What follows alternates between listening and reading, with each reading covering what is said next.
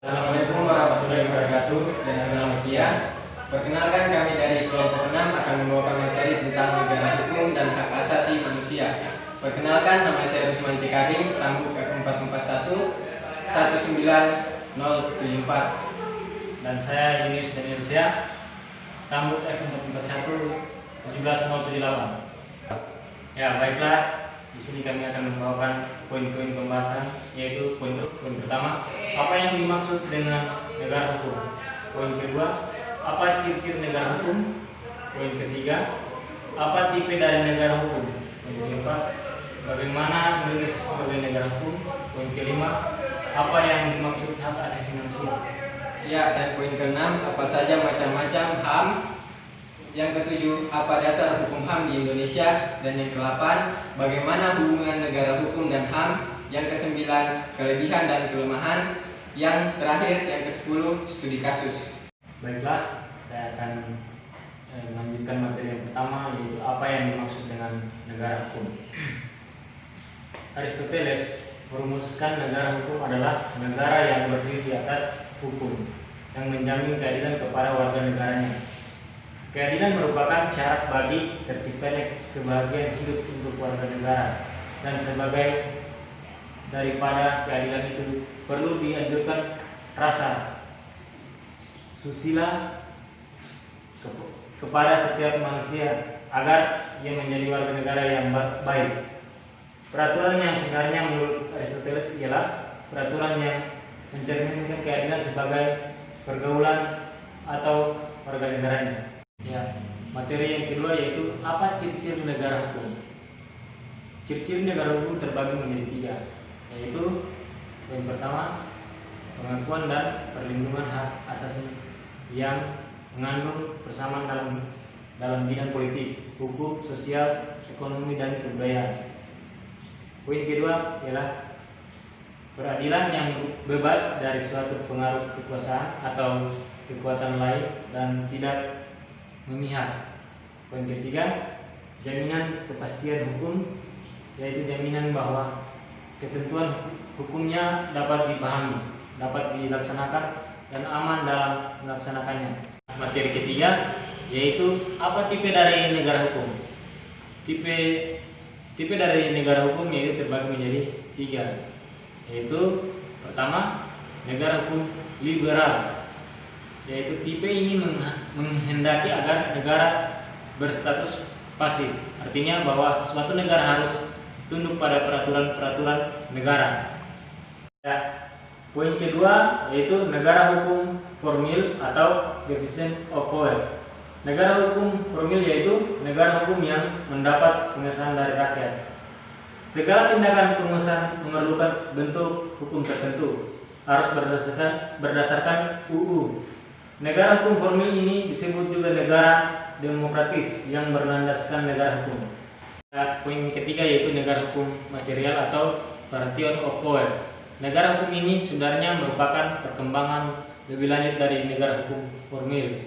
Tindakan pengusahaan harus berlandaskan UU atau berlaku asas legalitas, yaitu dalam negara hukum material. Tindakan pengusahaan dalam hal mendesak demi kepentingan warga negara dibenarkan bertindak menyimpang dari UU atau berlaku asas oportunitas. Kita lanjut pada materi keempat, bagaimana Indonesia sebagai negara hukum.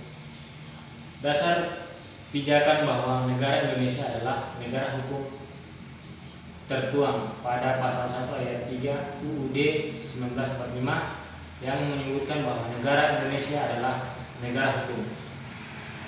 Dimasukkannya ketentuan ini ke dalam bagian pasal UUD 1945 menunjukkan semakin kuatnya dasar negara hukum serta menjadi amanat negara bahwa negara Indonesia adalah dan harus merupakan negara hukum. Sebelumnya, landasan negara hukum Indonesia ditemukan dalam bagian penjelasan umum UUD 1945 tentang sistem pemerintahan negara, yaitu sebagai berikut. 1. Indonesia adalah negara yang berdasarkan atas hukum, tidak berdasarkan atas kekuasaan berlaku. 2. Sistem konstitusional, pemerintah berdasarkan atas sistem konstitusi. Hukum dasar tidak bersifat absolutisme atau kekuasaan yang tidak terbatas. Ya, kita lanjut pada materi yang kelima, yaitu apa yang dimaksud dengan hak asasi manusia. Hak asasi manusia atau HAM adalah terjemahan dari istilah human rights atau the rights of human. Secara terminologi istilah adalah hukum. Ya, kita lanjut pada materi yang kelima, yaitu apa yang dimaksud hak asasi manusia. Hak asasi manusia atau HAM adalah terjemahan dari istilah human rights atau the rights of human. Secara terminologi istilah ini artinya adalah hak-hak manusia. HAM adalah hak yang melekat pada diri setiap manusia sejak awal dilahirkan, yang berlaku seumur hidup dan tidak dapat diganggu-gugat oleh siapapun. Ya, materi selanjutnya akan dibawakan oleh saudara saya. Ya, kita lanjut pada materi yang kelima, yaitu apa yang dimaksud dengan hak asasi manusia. Hak asasi manusia atau HAM adalah terjemahan dari istilah human rights atau the rights of human. Secara terminologi istilah adalah hukum. Ya, kita lanjut pada materi yang kelima, yaitu apa yang dimaksud hak asasi manusia. Hak asasi manusia atau HAM adalah terjemahan dari istilah human rights atau the rights of human. Secara terminologi istilah ini artinya adalah hak-hak manusia. HAM adalah hak yang melekat pada diri setiap manusia sejak awal dilahirkan, yang berlaku seumur hidup dan tidak dapat diganggu-gugat oleh siapapun. Ya, materi selanjutnya akan dibawakan oleh saudara saya.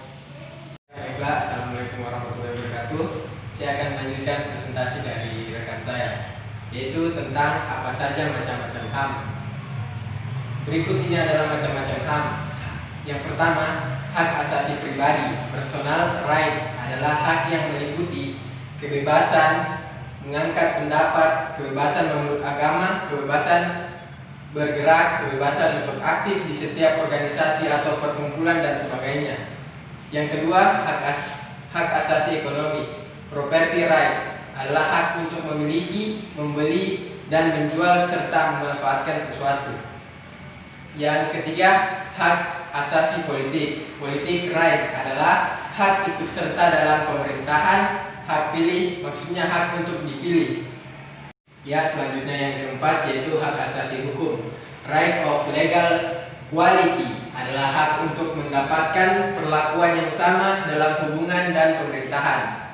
Selanjutnya yang kelima adalah hak asasi sosial dan budaya, sosial dan kultur right, adalah hak yang menyangkut dalam masyarakat, yakni untuk memilih pendidikan, hak untuk membangun kebudayaan dan sebagainya.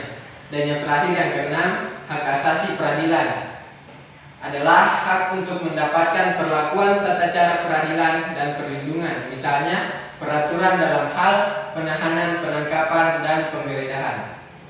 Ya, selanjutnya materi tentang apa dasar-dasar hukum di Indonesia. Yang pertama itu peraturan HAM dalam Undang-Undang Negara Republik Indonesia tahun 1945 amandemen. Jaminan atas pengakuan dan perlindungan hak asasi manusia menurut Undang-Undang Dasar Negara Republik Indonesia tahun 1945. Yang kedua, peraturan HAM dalam ketetapan MPR dapat dilihat pada TAP MPR tahun 1998 tentang pelaksanaan dan sikap bangsa Indonesia terhadap HAM dan Piagam HAM Nasional. Yang ketiga, peraturan HAM dalam undang-undang. Yang keempat, peraturan HAM dalam peraturan pemerintah dan keputusan presiden. Perlindungan hak asasi manusia merupakan ciri utama konsep negara hukum. Tapi juga berhubungan tersebut dilihat secara materi. Hubungan secara material ini dilakukan atau digambarkan dengan setiap sikap tindakan penyelenggara negara hukum bertumpu pada aturan hukum sebagai asas legalitas. Konstruksi yang demikian ini menunjukkan pada hakikatnya sama kebijakan dan sikap tidak penguasa bertujuan untuk melindungi hak asasi manusia. Pada sisi lain, kekuasaan kehakiman yang bebas dan merdeka tanpa dipengaruhi oleh kekuasaan manapun merupakan wujud perlindungan dan penghormatan terhadap hak asasi manusia dalam negara hukum. Ya, kita akan masuk ke materi tentang kelebihan dan kekurangan negara hukum dan hak asasi manusia. Kelebihan, yang pertama, warga negara bisa terlibat dalam hal-hal tertentu seperti pembuatan keputusan-keputusan politik, baik secara langsung maupun melalui wakil-wakil yang mereka pilih.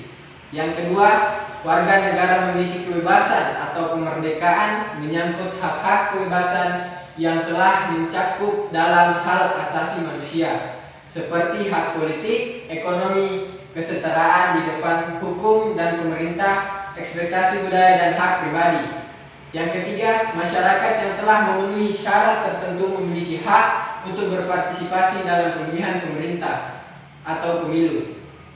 Penduduk memilih secara rahasia tanpa ada unsur paksaan. Yang keempat, pengambilan keputusan dilakukan dalam cara bermusyawarah untuk mencapai mufakat. Yang kelima, mengutamakan persatuan nasional dalam kekeluargaan. Ya, selanjutnya kekurangan. Yang pertama, campur tangan politik. Kasus-kasus hukum di Indonesia banyak yang terhambat karena adanya campur tangan politik di dalamnya. Yang kedua, peraturan perundang-undangan yang lebih berpihak kepada pentingnya penguasa dibandingkan pentingnya rakyat.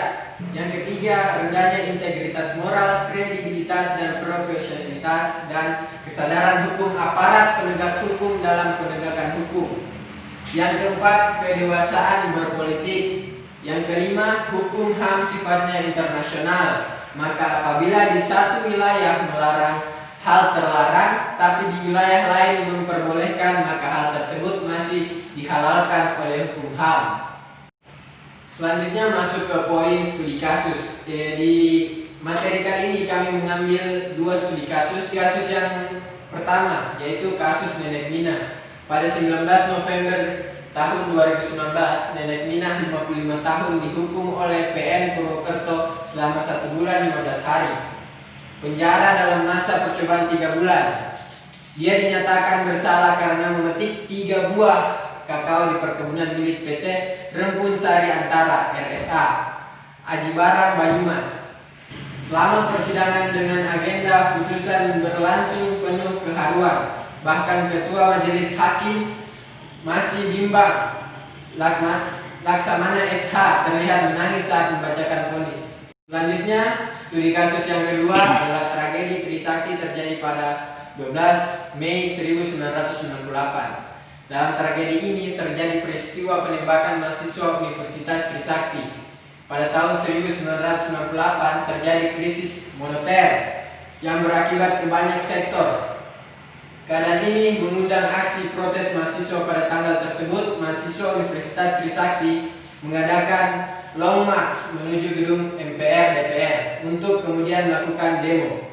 Namun sebelum sampai di gedung tersebut, aksi ini ditentang oleh polisi.